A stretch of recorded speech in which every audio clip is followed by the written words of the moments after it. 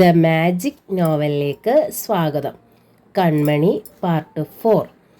കേരളത്തിൽ വേരുകളുള്ളയാളാണെന്ന് ജയന്തൻ കേട്ടിരിക്കുന്നു. ഒറ്റപ്പാലത്തെ ഒരു പ്രശസ്ത തറവാട്ടിലെ അംഗം. ഏതോ ഒരു വർഷം അദ്ദേഹത്തിൻ്റെ പേർ നോബൽ പ്രൈസിന് സജീവ പരിഗണനയിലുണ്ടെന്ന് പത്രവാർത്തയുണ്ടായിരുന്നു. പിന്നെ ഏതോ ചരട് വലിയിൽ അത് തെന്നിപ്പോയി. അദ്ദേഹത്തിന് തിരുവനന്തപുരത്ത് എന്താണ് കാര്യം? പത്രങ്ങൾ ഉത്തരം തന്നു. ലോകബാങ്കിൻ്റെ ഒരു വമ്പൻ പ്രോജക്റ്റിൻ്റെ തലവന്മാരിൽ ഒരാളായി അദ്ദേഹം നിയമിതനായിരിക്കുന്നു. ഇന്ത്യയിലെ 2 ഡയറക്ടേഴ്സിൽ ഒരാളാണ് അദ്ദേഹം. തെക്കേ ഇന്ത്യ മുഴുവൻ ഉൾപ്പെടുന്ന സതേൺ സോണിൻ്റെ ആസ്ഥാനം തിരുവനന്തപുരമാണ്. സുഹാസ് ശ്രദ്ധിച്ചു. പരന്ന ബെൻസ് റോഡിലൂടെ പറന്നിറങ്ങുന്നു. എയർപോർട്ടിൽ നിന്നുള്ള വരവായിരിക്കണം. ഗേറ്റിലൂടെ അകത്തേക്ക് പാഞ്ഞ ബെൻസ് പോർച്ചിൽ ചെന്ന് നിൽക്കുമ്പോൾ സുഹാസ് ചെടികൾക്കിടയിലൂടെ എത്തി നോക്കി. ഒന്നും കാണാൻ വയ്യ. പിറകെ പാഞ്ഞെത്തിയ TV ചാനലുകാർ ക്യാമറ കൊണ്ട് അദ്ദേഹത്തെ പൊതിഞ്ഞിരിക്കുന്നു. ബാങ്കിൽ വെച്ച് സുഹാസ് കൃത്രിമമായ അലക്ഷ്യഭാവത്തിൽ പറഞ്ഞു, രാവിലെ റോഡിലൊക്കെ TV-ക്കാരുടെ ക്യൂ. എന്തൊരു തിരക്ക്!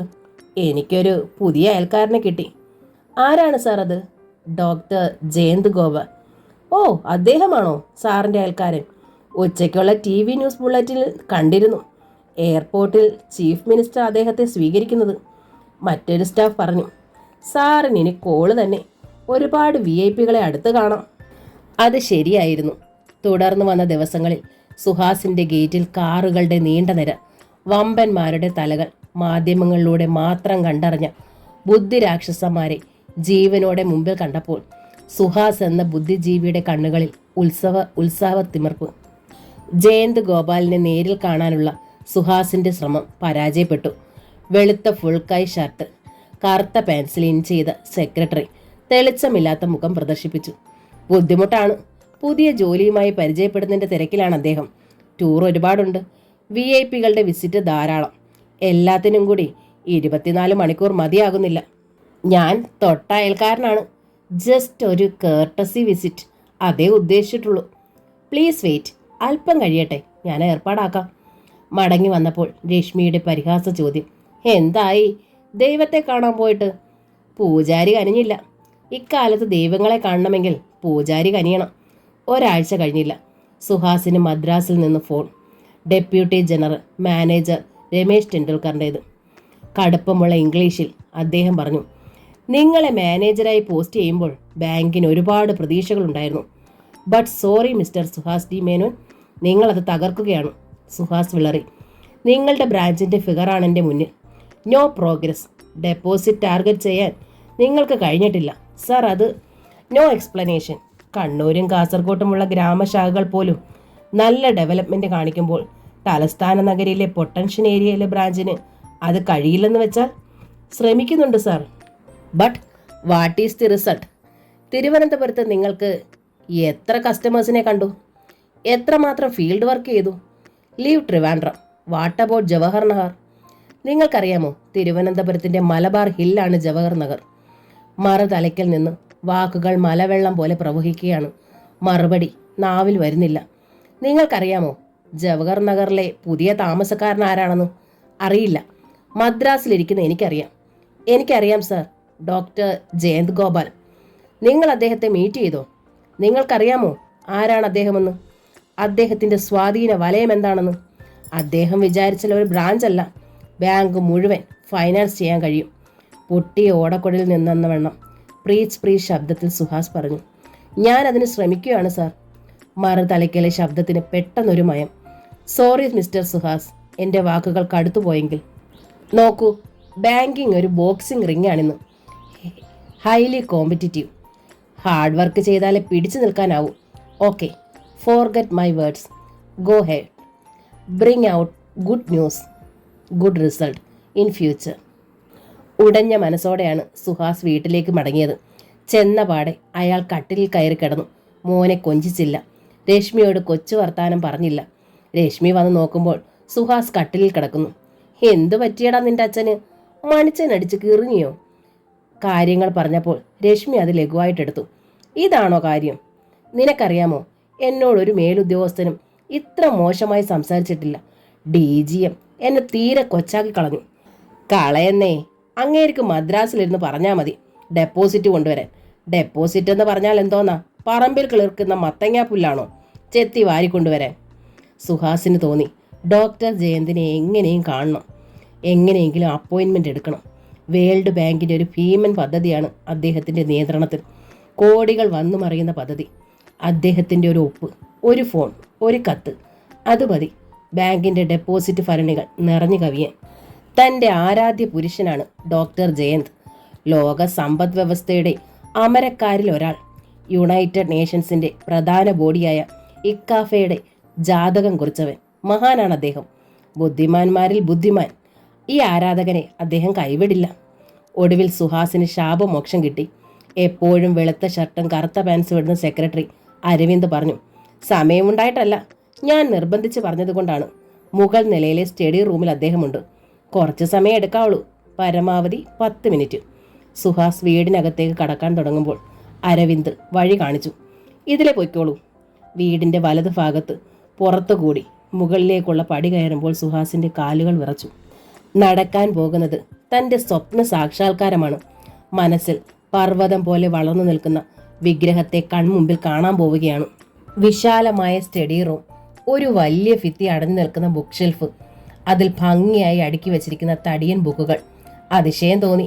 താമസമാക്കിയ ആഴ്ചകൾ ആകും മുമ്പേ ഇതൊക്കെ അറേഞ്ച് ചെയ്തിരിക്കുന്നു. റോഡിനെ ഫേസ് ചെയ്യുന്ന ഭിത്തിയിൽ വമ്പൻ ജനലുകളാണ്. 4 വശങ്ങളിലും 1 ഇഞ്ച് കനത്തിലെ ഭിത്തിയുള്ളൂ. മുറിയിൽ നിറഞ്ഞ പ്രകാശം. ഒരു വശത്ത് വിശാലമായ ഓഫീസ് ടേബിൾ, അതിൻ്റെ മുകളിലും വശത്തെ ടേബിളിലുമായി 3 കമ്പ്യൂട്ടറുകൾ. മേശപ്പുറത്ത് പല നിറത്തിലുള്ള ടെലിഫോണുകൾ. കമ്പ്യൂട്ടറിന് പിന്നിൽ ജ്വലിക്കുന്ന 2 സൂര്യന്മാർ.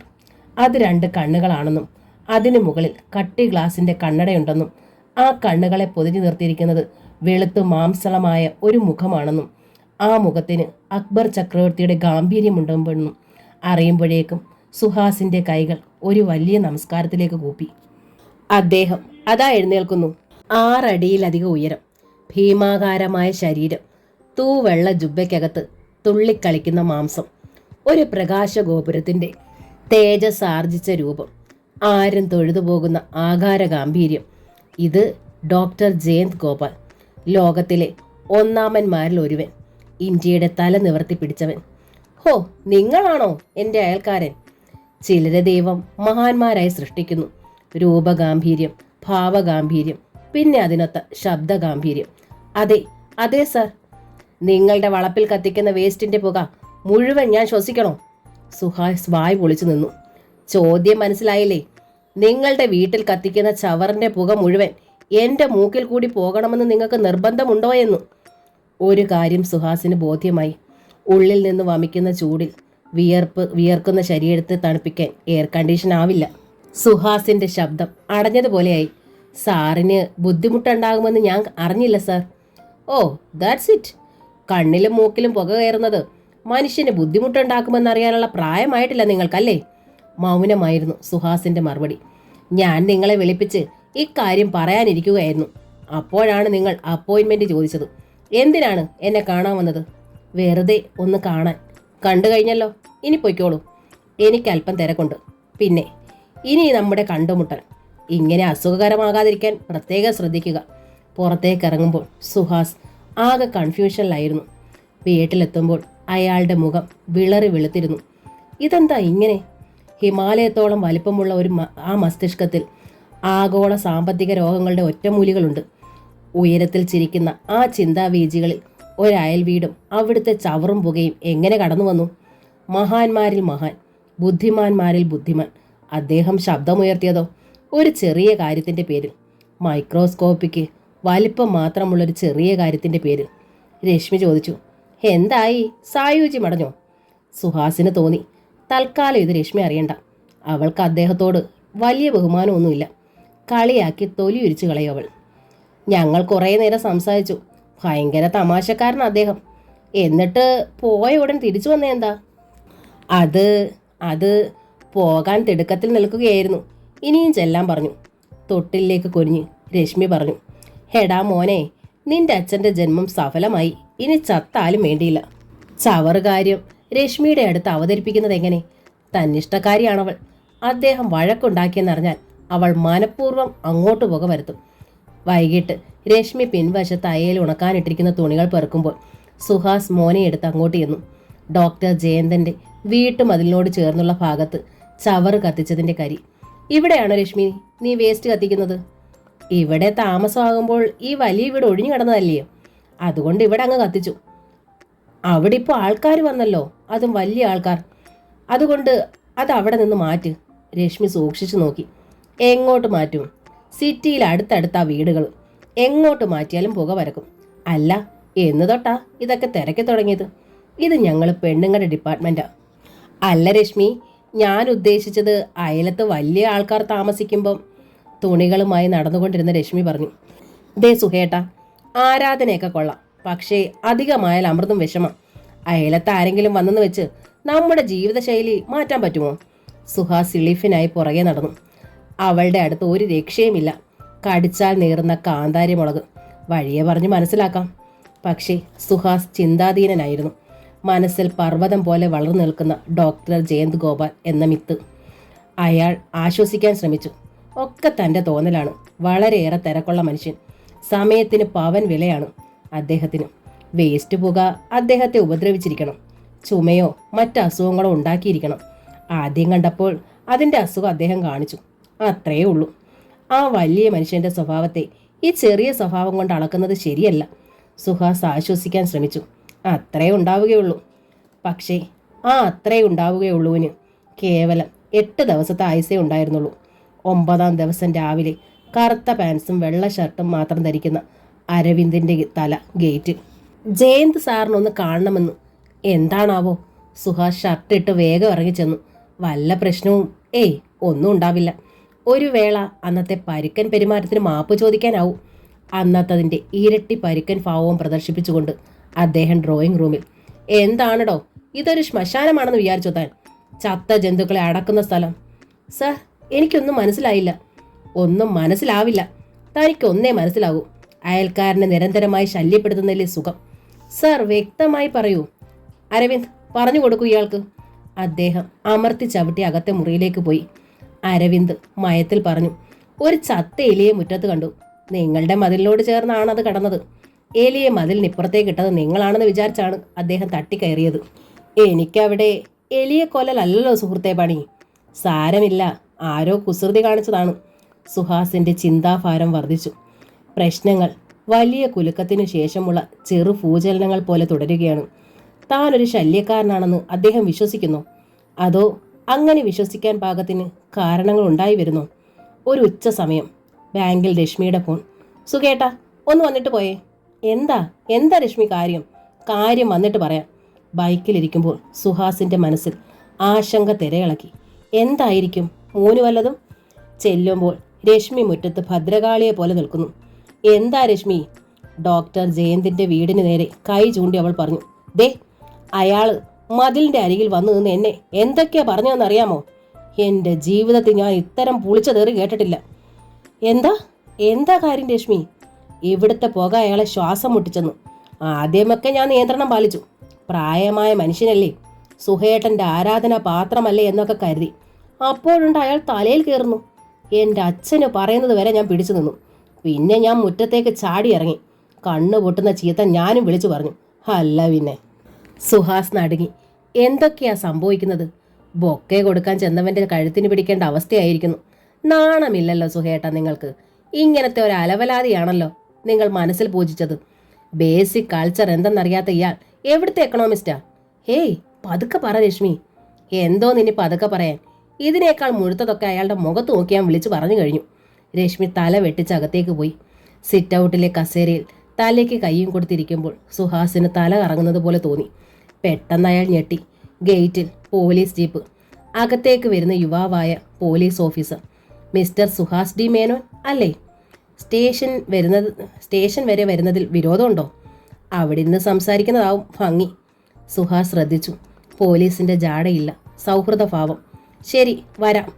ജീപ്പിൽ തന്നെ വരണമെന്നുണ്ടോ? വേണ്ട, എന്നെ ഫോളോ ചെയ്താൽ മതി.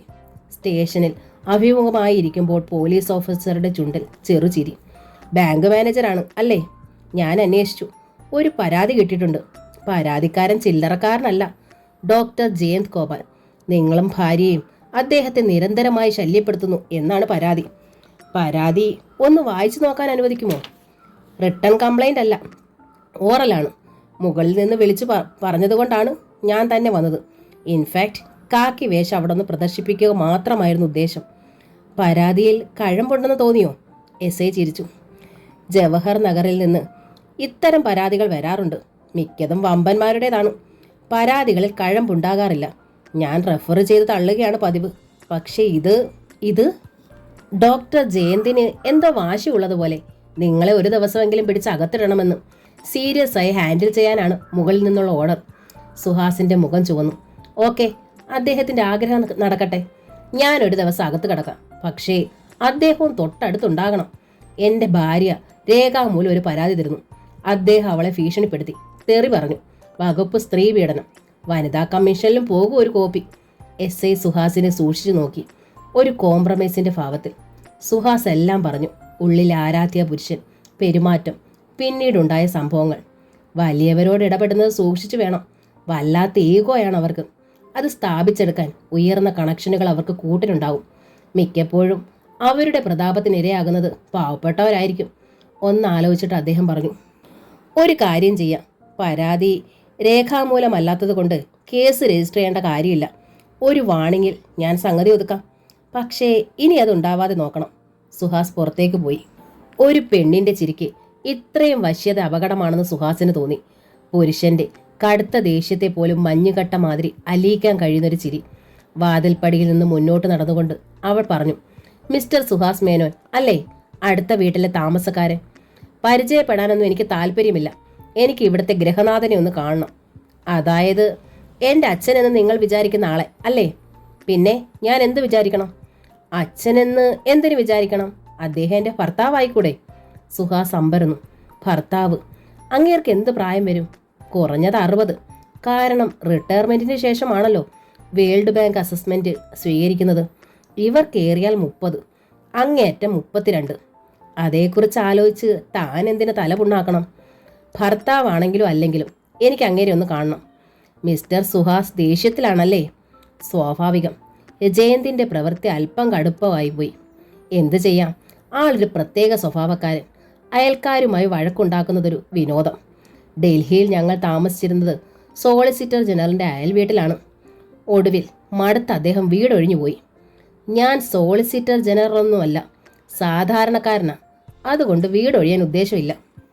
വശ്യസുന്ദരമായ പുഞ്ചിരി പൊഴിച്ചുകൊണ്ട് അവർ ഒരു സ്റ്റെപ്പ് മുൻപോട്ട് വന്നു. വിരോധമില്ലെങ്കിൽ കയറിയിരിക്കൂ സുഹാസ്, നമുക്കൊന്ന് പരിചയപ്പെടാം. അയൽക്കാരോട് മര്യാദ പാലിക്കുന്ന ഒരാളെങ്കിലും ഈ വീട്ടിലുണ്ടെന്ന് മനസ്സിലാക്കൂ. ഒരു പുരുഷൻ, അയാൾ ഇനി എത്ര പരുക്കനാണെങ്കിലും പെണ്ണിൻ്റെ ചിരിക്ക് മുമ്പിൽ വഴങ്ങും. പ്രത്യേകിച്ച് ആ ചിരി ഒരു നന്ദനാരാമത്തിൻ്റെ പൂർണ്ണ ചാരുത വഹിക്കുന്നതാണെങ്കിൽ. സുഹാസ് കയറിയിരുന്നു. ഇളം നീല നൈറ്റിയാണ് അവർ ധരിച്ചിരിക്കുന്നത്. സ്വർണം തോൽക്കുന്ന ശരീരത്തിൽ അത് ഒട്ടിക്കിടക്കുമ്പോൾ ശരീരത്തിന് ഒരു ഭാഗമായേ തോന്നും. ചിരിക്കുമ്പോൾ കവിളിൽ ഭംഗിയോടെ വിരിയുന്ന നുണക്കുഴി. സുഹാസിന് തോന്നി, വിശ്വസുന്ദരി പട്ടത്തിന് ഇവർ മത്സരിച്ചിരുന്നെങ്കിൽ ഐശ്വര്യ റോയുടെയും ലാറാ ദത്തയുടെയും ഒക്കെ അവസ്ഥ എന്താകുമായിരുന്നു? ഈശ്വരൻ ഈ സ്ത്രീയോട് വല്ലാത്തൊരു പക്ഷഭേദം കാണിച്ചു കളഞ്ഞു. ഭൂമിയിലുള്ള സൗന്ദര്യമെല്ലാം വാരിക്കോരി ഇവർക്ക് കൊടുത്തു.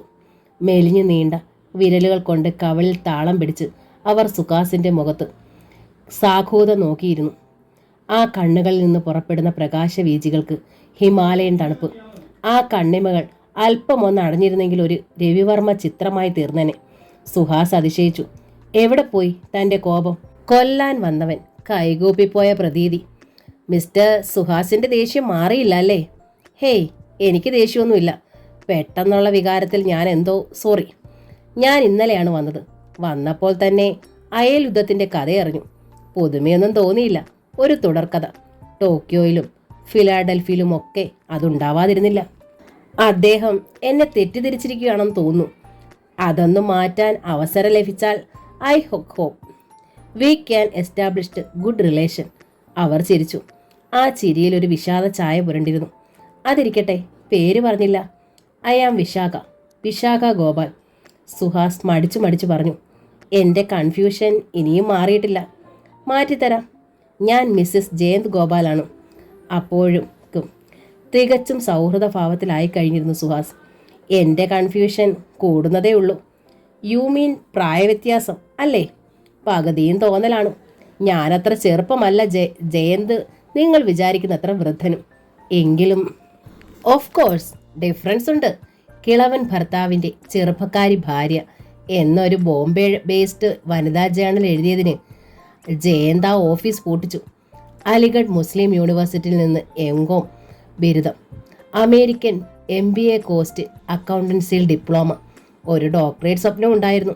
രവിശങ്കർ യൂണിവേഴ്സിറ്റിയിൽ രജിസ്റ്റർ ചെയ്തതാണ്, അത് നടന്നില്ല. വിശാഖ ഗോപൽ എന്ന ശുഭ്ര വ്യക്തിത്വം സുഹാസിൻ്റെ മനസ്സിൽ ആരാധനയുടെ വിത്തുപാകി. ആകാര സൗകുമാര്യവും തെളിമയാർന്ന പശ്ചാത്തലം, ബുദ്ധിശക്തി. ആ വെണ്ണക്കൽ കരതലങ്ങൾ തഴുകിയ ആപ്പിൾ ജ്യൂസിൻ്റെ ഗ്ലാസ് മടക്കി നൽകിക്കൊണ്ട് സുഹാസ് പോകാൻ എണീക്കുമ്പോൾ വിശാഖ കൂടെ ചെന്നു. ഒന്നും തോരുന്നായിരുന്നു സുഹാസ്. അയാൾ ശ്രദ്ധിച്ചു. മിസ്റ്റർ സുഹാസിൽ നിന്നും വെറും സുഹാസിലേക്കുള്ള മാറ്റം, ഭാരിച്ച ഉത്തരവാദിത്വത്തിൻ്റെ ടെൻഷൻ, പ്രായമാകുന്നതിൻ്റെ ഫ്രസ്ട്രേഷൻ, പിന്നെ ബുദ്ധി കൂടുമ്പോൾ ഉണ്ടാകുന്ന ഒരുതരം കിറുക്കുണ്ടല്ലോ. ഇതൊക്കെയുണ്ട് ജയന്തിന്. ക്ഷമിക്കുക, എല്ലാറ്റിനും ഞാൻ മാപ്പി ചോദിക്കുന്നു. ഗേറ്റിനടുത്തെത്തുമ്പോൾ വിശാഖ പറഞ്ഞു, സുഹാസിൻ്റെ ഭാര്യ രശ്മി, മകൻ സുജിത്ത് എന്ന കൊച്ചുണ്ണി അല്ലേ? ഇതൊക്കെ അവർ ചിരിച്ചു. അന്വേഷിച്ചറിഞ്ഞു. അവരെ ഒന്ന് പരിചയപ്പെടാൻ ഞാൻ വരാം. സാവകാശമാവട്ടെ. ഇപ്പോൾ ഞാൻ വന്നാൽ രശ്മിക്ക് അത് ഇഷ്ടമായില്ലെങ്കിലോ? ചൂടൊന്ന് തണുക്കട്ടെ. യാത്ര ചോദിച്ച് സുഹാസ് നടക്കുമ്പോൾ വിശാഖ പുറകെ വിളിച്ചു, സോറി, ഒരു കാര്യം മറന്നു. എനിക്കല്പം ബാങ്കിങ് സേവനം വേണ്ടി വരും. എന്താ വേണ്ടെന്ന് പറഞ്ഞോളൂ. ഞാൻ ബ്രാഞ്ചിൽ വരാം. പേരൂർക്കടയിലല്ലേ? അതെ. വീട്ടിലെത്തുമ്പോൾ രശ്മി അസ്വസ്ഥയായി മുറ്റത്ത് നിൽക്കുന്നു. എന്താണ് ഇത്ര താമസിച്ചത്? സ്റ്റേഷനിൽ പോയിട്ട് എന്തായി? പോലീസ് സ്റ്റേഷൻ സ്വന്തം അപ്പൻ്റെ വകയാണെന്ന മട്ടിൽ അയാളൊന്ന് ചിരിച്ചു. എന്തോന്ന് പോലീസ്? രശ്മി, ഈ സുഹാസ് ഡി മേനോൻ ആരാണെന്ന് വിചാരിച്ചു? പോലീസ് എനിക്ക് പെപ്സി മേടിച്ചു തന്നു. അത് കള്ളം. വിറച്ച് ജീപ്പിൻ്റെ പുറകെ ബൈക്കും കൊണ്ട് പോകുന്നത് ഞാൻ കണ്ടതല്ലേ. സത്യം പറ, അവർ തല്ലിയോ? സ്വന്തം മൂത്രമാണോ പെപ്സിയായിട്ട് തന്നത്? ഛേ രശ്മി, സത്യം. ആ SI എന്നോട് മാപ്പ് പറഞ്ഞു. ഞാൻ അപ്പുറത്തെ വീട്ടിലേക്ക് ചെന്നു ജയന്തിനെ ഒന്ന് വരട്ടാൻ. ഭാഗ്യത്തിന് അയാൾ അവിടെ ഉണ്ടായിരുന്നില്ല. സുഹേട്ടൻ്റെ ഭാഗ്യത്തിനെന്ന് പറ. എന്നിട്ട് അയാളുടെ ഭാര്യ, നല്ല തങ്കപ്പെട്ട സ്വഭാവം. ഹോ രശ്മി, നീ വിശ്വസിക്കത്തില്ല, ഇത്ര ചന്തമുള്ള പെണ്ണിനെ എൻ്റെ ജീവിതത്തിൽ കണ്ടിട്ടില്ല. സ്വന്തം ഭാര്യയോട് മറ്റൊരു പെണ്ണിൻ്റെ സൗന്ദര്യത്തെ പുകഴ്ത്തുന്ന ഭർത്താവ്. അയാൾ സാക്ഷാൽ കോത്താഴം ബ്രാൻഡ് മാണ്ടനാണ്. അവളുടെ ചന്തത്തിൽ മയങ്ങി നിൽക്കുമായിരുന്നോ ഇത്ര നേരം? അല്ല, ഞങ്ങൾ കാര്യങ്ങൾ സംസാരിക്കുകയായിരുന്നു. വളരെ നല്ല സ്ത്രീ. ആര് കേൾക്കാൻ? രശ്മി അകത്തേക്ക് നടന്നു കളഞ്ഞു. വിശാഖ. ചോക്ലേറ്റ് പോലെ മധുരമുള്ള ആ പേര് സുഹാസ് മനസ്സിലിട്ട് നുണഞ്ഞു. സുന്ദരമായ പേര്. സുന്ദരമല്ലാത്തത് എന്തുണ്ട് ആ വ്യക്തിത്വത്തിൽ? രൂപം, ഭാവം, ബുദ്ധിശക്തി, പെരുമാറ്റം, പേര്, അതെ, എല്ലാം സുന്ദരം, സുരഭിലം. ഒരന്യ സ്ത്രീയെ ഇങ്ങനെ മനസ്സിൽ വെച്ച് ഓമനിക്കുന്നത് തെറ്റാണെന്നറിയാം. പക്ഷെ എന്ത് ചെയ്യാം? മനസ്സൊരു സിനിമാ തിയേറ്റർ അല്ലല്ലോ. ടിക്കറ്റ് എടുക്കാത്ത ചിന്തകളെ വെളിയിൽ നിർത്തി കഥ കടയ്ക്കാൻ. സുഹാസിന് മറ്റൊരാശയം തോന്നി. വിശാഖയുടെ സൗഹൃദം ബിസിനസ്സിൽ തനിക്ക് ഉപയോഗപ്പെടുത്താം. ഭാര്യയ്ക്കാണല്ലോ ഭർത്താവിനെ ഏറ്റവും സ്വാധീനിക്കാൻ കഴിയുക. ജയന്തിൽ നിന്ന് ലഭിക്കാവുന്ന ബിസിനസ് സൗഭാഗ്യങ്ങൾ വിശാഖയിലൂടെ നേടാം. 1-2 നല്ല അക്കൗണ്ടുകൾ, വല്ലപ്പോഴും ഓരോ ഹെവി റെമിറ്റൻസ്. ബിസിനസ് പിടിക്കുന്ന മാനേജർ എന്ന കിരീടം നേടാൻ അതൊക്കെ മതിയാകും. അടുത്ത ദിവസം രാവിലെ 10:30 മണി. ബാങ്കിലെ സ്റ്റാഫ് എല്ലാം കണ്ണു മിഴിച്ചിരുന്നു പോയി. മാനേജറുടെ ക്യാബിനിലേക്ക് നടന്നെടുക്കുന്ന ആ കനക വിഗ്രഹത്തെ നോക്കി. TV-യിൽ കണ്ട ഏത് പരസ്യ മോഡലിനേക്കാളും സുന്ദരി. സുഹാസ് വിനയപൂർവ്വം എഴുന്നേറ്റ് തൊഴുതു. It's so kind of you madam. ഇന്ന് തന്നെ വന്നല്ലോ. ഇതിൽ ദയയുടെ ആവശ്യ പ്രശ്നമൊന്നുമില്ല. Matter is urgent. അവൾ ബാഗ് തുറന്നു 1-2 ട്രാവലേഴ്സ് ചെക്ക് പുറത്തെടുത്തു. ഇതൊന്ന് ക്യാഷ് ചെയ്യണം. ഇമ്മീഡിയറ്റ് പേയ്മെൻറ്റ് കിട്ടാൻ എന്തെങ്കിലും ബുദ്ധിമുട്ട്? ട്രാവലേഴ്സ് ചെക്ക് തിരിച്ചു മറിച്ച് നോക്കിക്കൊണ്ട് സുഹാസ് പറഞ്ഞു, ഇത് ഞങ്ങളുടെ ബാങ്കിൻ്റെ ട്രാവലേഴ്സ് ചെക്ക് അല്ല. നിയമപ്രകാരം ഇത് ക്ലിയറിങ്ങിൽ പോയി പാസ്സായി വരണം. But I will make the payment now. ഒരക്കൗണ്ട് തുടങ്ങുന്നതിൽ മാഡത്തിന് ബുദ്ധിമുട്ടില്ലല്ലോ? ഡെഫിനറ്റ്ലി. സുഹാസ് ഓഫീസറെ വിളിച്ച് കാര്യങ്ങൾ ഏർപ്പാട് ചെയ്തു. മാഡം, കുടിക്കാൻ എന്തെങ്കിലും? No thanks. പിന്നെ ഇന്നലെ ജയന്തുമായി കാര്യങ്ങൾ സോർട്ട് ഔട്ട് ചെയ്തു. അതിൻ്റെ പേരിൽ ഞങ്ങൾ തമ്മിലൊരു ബെഡ്റൂം റബ്ബിംഗ് വരെ ഉണ്ടായി. ഇനി ജയന്തിൻ്റെ നിന്ന് ഒരു പ്രശ്നങ്ങളും ഉണ്ടാവില്ല. Thank you madam. ചുറ്റും നോക്കി അറ്റൻഡർ ക്യാബിൽ നിന്ന് പുറത്തു പോയി എന്ന് ഉറപ്പ് വരുത്തിയതിനു ശേഷം വിശാഖ പറഞ്ഞു, ബെഡ്റൂം റബ്ബിങ്ങിൻ്റെ അർത്ഥം മനസ്സിലായോ സുഹാസിന്? ഭാര്യയും ഭർത്താവുമായുള്ള ചെറുപിണക്കങ്ങൾ സെറ്റിൽ ചെയ്യുന്ന പ്രക്രിയയാണ് ബെഡ്റൂം റബ്ബിംഗ്. അത് കഴിഞ്ഞാലേ ബെഡ്റൂം യഥാർത്ഥ ഉറക്കറയായി ഉണരൂ. പക്ഷേ ഞങ്ങളുടെ കാര്യത്തിൽ ഇത്ര വിശാലമായ അർത്ഥം ഈ വാക്കിനില്ല. ഞങ്ങളുടെ റബ്ബിംഗ് കഴിഞ്ഞാലും ഉറക്കറ ഉറങ്ങാനുള്ള അറ മാത്രം. ട്രാൻസാക്ഷൻ കഴിഞ്ഞ് പോകാൻ എണീക്കുമ്പോൾ സുഹാസ് മടിച്ചു പറഞ്ഞു, ക്ഷമിക്കണം മാഡം, ഒരു ബാങ്ക് മാനേജർക്ക് ബിസിനസ് പ്രധാനമാണ്. അദ്ദേഹത്തോട് പറഞ്ഞ് കുറച്ച് ബിസിനസ് ഞങ്ങൾക്ക് തരണം. വിശാഖ ഒരു നിമിഷം ആലോചിച്ചു. ജയന്തിൻ്റെ പ്രോജക്റ്റിൻ്റെ premier bankers state bank of ഇന്ത്യയാണ്. ആട്ടെ, എന്ത് ബിസിനസ്സാണ് സുഹാസ് ഉദ്ദേശിക്കുന്നത്? മാർച്ച് 31 ടാർജറ്റ് എത്തിയിട്ടില്ല, വളരെ പിന്നിലാണ്. കുറച്ച് ഡെപ്പോസിറ്റ് ഒന്നും മതിയാകുമോ? അയ്യോ മാഡം, 70 ലക്ഷം രൂപയുടെ കുറവുണ്ട്. ഐ മീൻ 1 കോടി. മൂട്ട കടിയേറ്റതുപോലെ സുഹാസ് ഞെട്ടി. ഒരു കാര്യം ചെയ്യൂ, ദാ ഈ അഡ്രസ്സിൽ ഒരു set current account opening forms അയച്ചോളൂ, ബൈ കൊറിയർ. സുഹാസ് കാർഡ് വായിച്ചു. മനോഹർ ഗ്രൂപ്പ്സ്. 4-ാം ദിവസം സുഹാസിനെ വീണ്ടും മൂട്ട കടിച്ചു. 1 കോടി രൂപയുടെ ടെലിഗ്രാഫിക് ട്രാൻസ്ഫർ. മനോഹർ ഗ്രൂപ്പ്സിൻ്റെ സീൽ വെച്ച അക്കൗണ്ടിംഗ് ഓപ്പണിംഗ് ഫോം കൊറിയറിൽ. രശ്മി വലിയ താല്പര്യമില്ലാതെ കേട്ടിരുന്നു. ഡെപ്പോസിറ്റ് ചോദിക്കുക എന്നത് ഒരു ബാങ്ക് മാനേജറുടെ ജോലിയാണ്. ചിലർ തന്നിരിക്കും, ചിലർ തന്നില്ലെന്നിരിക്കും. അതിൽ ഇത്ര വലിയ കടപ്പാടിൻ്റെ കാര്യമില്ല. നീ ഒന്ന് ആലോചിച്ച് നോക്ക്. കഴിഞ്ഞ 2 തവണ ടാർജറ്റ് എത്തിയില്ല. എന്നെ കാണുമ്പോൾ റീജിയണൽ മാനേജറുടെ മുഖത്ത് നീര് കടിച്ച മട്ട. എന്നെക്കൊണ്ട് മാനേജർക്ക് പണിക്ക് കൊള്ളത്തില്ലെന്ന് വരെ കഴിഞ്ഞ കോൺഫറൻസിൽ അങ്ങേര് പറഞ്ഞു. എൻ്റെ സുഹേട്ടാ, ഇതൊക്കെ വലിയ കാര്യമാണോ? ബിസിനസ് വർദ്ധിപ്പിക്കാൻ വേണ്ടി ഇവരിതും ഇതിനപ്പുറവും പറയും. രശ്മി വഴങ്ങാൻ തയ്യാറല്ലായിരുന്നു. അതവളുടെ സ്വഭാവമാണ്. എന്തെങ്കിലും ഒന്ന് പറഞ്ഞാൽ അതിൽ തന്നെ കടിച്ചു തൂങ്ങും. അതല്ല രശ്മി, ഈ വിശാഖ ഗോപാൽ ആരാണെന്നറിയാമോ? ചില്ലറ പുള്ളിയൊന്നുമല്ല. കേട്ടിട്ടില്ലേ മനോഹർ ഗ്രൂപ്പ്? ഗുജറാത്തിലെ ചണ വ്യവസായത്തിലെ വമ്പന്മാർ. സൂററ്റിലും ഷോളാപൂരിലും പഞ്ചസാര ഫാക്ടറികൾ. നോർത്ത് ഇന്ത്യയിലെ മുൻനിരയിലുള്ള ഒരു ബിസിനസ് ഗ്രൂപ്പ്.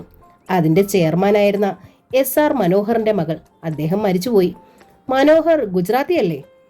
എന്തോന്ന് ഗുജറാത്തി? മനോഹരൻ നമ്പ്യാർ, നാദാപുരത്തുകാരൻ നമ്പ്യാർ. അദ്ദേഹം കോഴിക്കോട്ടെ ഒരു ഗുജറാത്തി ഫാമിലിയിൽ നിന്നാണ് കല്യാണം കഴിച്ചത്. അവരിലുണ്ടായ മകളാണ് വിശാഖ നമ്പ്യാർ. ജയന്തിനെ വിവാഹം കഴിച്ചപ്പോഴാണ് വിശാഖ ഗോപാലായത്. അതൊരു സുന്ദരി കോതയാണല്ലോ. ഈ കിളവനെ കിട്ടിയോളോ? അതെന്തോ എനിക്കറിയില്ല. അവൾ ആളൊരു പുളിങ്കൊമ്പ, ബലമുള്ള പുളിങ്കൊമ്പ്. എന്നാ കയറി മുറുകെ പിടിച്ചോ, വിടണ്ട. അതേടി, മുറുകെ പിടിക്കാൻ തന്നെ പോവുക. അവരെ വെച്ച് ഞാനൊരു കളി കളിക്കും, നീ നോക്കിക്കോ. മനോഹർ ഗ്രൂപ്പിൻ്റെ 2 അക്കൗണ്ട് മതി. ബാങ്കിലൂടെ മലവെള്ളം പോലെ ഒഴുകും ഡെപ്പോസിറ്റ്. എൻ്റെ കരിയർ ഉയർച്ചയ്ക്കുള്ള ഏണിയാണ് വിശാഖ ഗോപാൽ. ആ ഏണിയിൽ ചവിട്ടി ഞാനൊരു കയറ്റം കയറും. ചുണ്ടുകൂട്ടി ഒരാംഗ്യം കാണിച്ചുകൊണ്ട് രശ്മി എണീറ്റ് നടന്നു. കാല് തെറ്റി താഴെ വീഴരുത്. അന്നേരം മുതുക് തിരുമ്മി തരാനും കിഴി പിടിക്കാനും ഞാനേ കാണൂ. അന്ന് വൈകിട്ട് അവർക്കൊരതിഥി ഉണ്ടായി. വിശാഖ ഗോപാൽ പിച്ചിപ്പൂ വെണ്മയുള്ള സാരിയും ചുമന്ന ബ്ലൗസും അണിഞ്ഞ് അവർ ഗേറ്റ് കടന്നു വരുമ്പോൾ സുഹാസ് കൗതുകത്തോടെ നോക്കി നിന്നു. സുഹാസിൻ്റെ ചുണ്ടുകളിൽ നിന്ന് അറിയാതെ അടർന്നു വീണത് ഇംഗ്ലീഷ് വാക്കുകളാണ്. She is A beauty in every inch. Hello, എന്തോ ഒരുമാതിരി എല്ലാം മറന്നതുപോലെ നിൽക്കുന്നത്. സുഹാസ് സ്വപ്നത്തിൽ നിന്ന് ഉണർന്നു. ഹേയ്, ഒന്നുമില്ല, വരണം മാഡം. വരാന്തയിലെ സെറ്റ് ചൂണ്ടി അയാൾ പറഞ്ഞു. ഇരിക്കണം മാഡം. നല്ല കാര്യം. ഇവിടെ ഇരിക്കാനോ? ഞാൻ സുഹാസിനെ കാണാനല്ല വന്നത്, രശ്മിയെ പരിചയപ്പെടാൻ. എവിടെ രശ്മി? എവിടെ കൊച്ചുണ്ണി? അവർ നേരെ അകത്തേക്ക് നടന്നു. സുഹാസ് ഭയന്നു.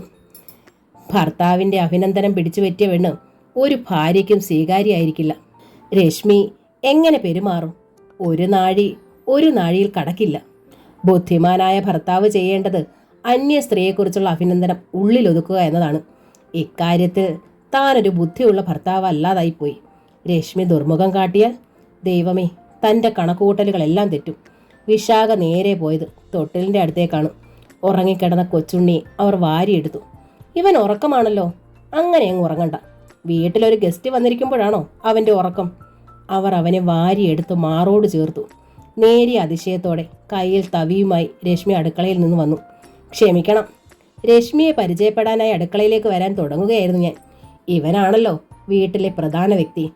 ഇവനെ പരിചയപ്പെട്ടിട്ടാകാമെന്ന് കരുതി. സുഹാസ് ആശ്വസിച്ചു. ഹാവൂ, രശ്മിയുടെ മുഖത്ത് വെറുപ്പില്ല, നേരിയ ചിരിയേ ഉള്ളൂ. സുഹാസ് ഒരു കാര്യം കൂടി ശ്രദ്ധിച്ചു. ഉറക്കം ഉണർന്നാൽ കൊച്ചുണ്ണി ആദ്യം പാസ്സാക്കുന്നത് ഒരു കരച്ചിലാണ്. എത്ര വാവോ വാവോ പറഞ്ഞാലും ആ കരച്ചിൽ നിൽക്കില്ല. ഒരു നിപ്പിളിന്റെ മുകളിലെ ആ കരച്ചിലടങ്ങും. ഇന്ന് അവൻ കരയുന്നില്ല. വിശാഖയുടെ വെളുത്ത സാരിയിൽ മുഖം ചേർത്ത് അവൻ ചിരിക്കുന്നു. കള്ളൻ, അവന്റെ ചിരി കണ്ടോ? ബാങ്ക് മാനേജറുടെ മോനല്ലേ? ചിരിയാണ് അവന്റെ ട്രേഡ് മാർക്ക്. കൊച്ചുണ്ണിയുടെ കവളിൽ അമർത്തി ചുംബിച്ചുകൊണ്ട് വിശാഖ പറഞ്ഞു, മുഴുവൻ പല്ലും വരട്ടടാ മോനെ, എന്നിട്ട് നന്നായി ചിരിക്കാം. രശ്മിയും വിശാഖയും കൊച്ചുണ്ണിയുമായി അടുക്കളയിലേക്ക് കടന്നപ്പോൾ സുഹാസ് ആശ്വാസത്തോടെ വരാന്തയിൽ നടന്നു. കുഴപ്പമൊന്നുമില്ല. രശ്മി വിശ്വരൂപം കാണിക്കുന്നില്ല. അയൽക്കാരായ 2 വീട്ടമ്മമാരുടെ സൗഹൃദം പങ്കുവയ്ക്കൽ. അയാൾ ചെവി വട്ടം പിടിച്ചു. പേടിക്കാനൊന്നുമില്ല. ഇരുവരും സൗഹൃദത്തിന്റെ പടവുകൾ കയറുകയാണ്. വീട്ടമ്മമാരുടെ സ്റ്റോക്ക് വിഷയങ്ങൾ, ഗ്യാസ് കുറ്റി കിട്ടാനുള്ള താമസം, വാടിയ മലക്കറി, മീൻകാരന്റെ കബളിപ്പിക്കൽ, പാർട്ട് ടൈം സർവന്റിന്റെ ആർത്തി, ഫ്രീസറിൽ വെച്ച ചിക്കന്റെ രുചിക്കുറവ്. സുഹാസിന് ഇരിപ്പുറയ്ക്കുന്നില്ല. അടുക്കളയിലേക്ക് നീങ്ങാൻ അയാളുടെ കാലുകൾ വെമ്പി. അയാൾക്ക് വിശാഖയുടെ ചിരി കാണണം. ആ സാമീപ്യത്തിന്റെ ഗന്ധം നുകരണം. വല്ലാത്തൊരാകർഷകത്വമുണ്ട് ആ സാന്നിധ്യത്തിന്. ഇരുമ്പ് കാന്തത്തിനോടെന്ന പോലെ അങ്ങോട്ട് മനസ്സ് പായുന്നു. ചെന്നാലോ? സംഭാഷണത്തിൽ പങ്കുചേർന്നാലോ? അയാൾ സ്വയം നിയന്ത്രിച്ചു. വേണ്ട, അപകടം ക്ഷണിച്ചു വരുത്തണ്ട. രശ്മി മോങ്ങാനിരിക്കുന്ന നായാണ്. അതിൻ്റെ തലയിൽ തേങ്ങ ഉരുട്ടിയിടണ്ട. 1 മണിക്കൂറിന് ശേഷം സുഹൃത്ത് ബന്ധത്തിന്റെ ഇഴമുറുകിയ ചിരിയുമായി രശ്മിയും വിശാഖയും പുറത്തേക്ക് വന്നു. ഒരു കോംപ്ലിമെന്റ്. രശ്മി നല്ല സുഹൃത്താണ്. സുഹാസിനെ പോലെ അരസികൻ ബാങ്കറല്ല. സന്ദർഭത്തിന്റെ ടെൻഷൻ ഒരു തമാശയിലൂടെ ഒഴുക്കിവിടാനൊരു അവസരം കിട്ടി സുഹാസിന്. അത് കൊള്ളാം. ഇപ്പോൾ നിങ്ങൾ രണ്ടും ഒന്ന്, ഞാൻ ഔട്ട്. ഞങ്ങൾ ഒരുപാട് സംസാരിച്ചു. തൽക്കാലം ഒരു ബ്രേക്ക്. എല്ലാം കൂടി ഒറ്റയടിക്ക് തീർത്താൽ നാളത്തേക്ക് സബ്ജക്റ്റ് ഉണ്ടാവില്ല. കൊച്ചുണ്ണിയെ രശ്മിയെ ഏൽപ്പിച്ചുകൊണ്ട് വിശാഖ പറഞ്ഞു. 2 പേരോടും കൂടി ഒരു കാര്യം. കൊച്ചുണ്ണിയെ നോക്കാൻ വേണ്ടി രശ്മി അവധി എടുത്തിരിക്കുകയാണെന്നറിഞ്ഞു. രശ്മി ജോയിൻ ചെയ്യട്ടെ. കൊച്ചുണ്ണിയുടെ കാര്യം ഞാൻ ഏറ്റു. ഒരു കിൻഡർ ഗാർട്ടൻ സർവീസ്. പകൽ മുഴുവൻ അവൻ എനിക്കൊരു എന്റർടൈൻമെന്റ് ആകും. ഭയങ്കര വികൃതിയാണവൻ. സുഹാസിന്റെ മുമ്പിൽ വെച്ച് ആദ്യമായാണ് രശ്മി വിശാഖയോട് സംസാരിക്കുന്നത്.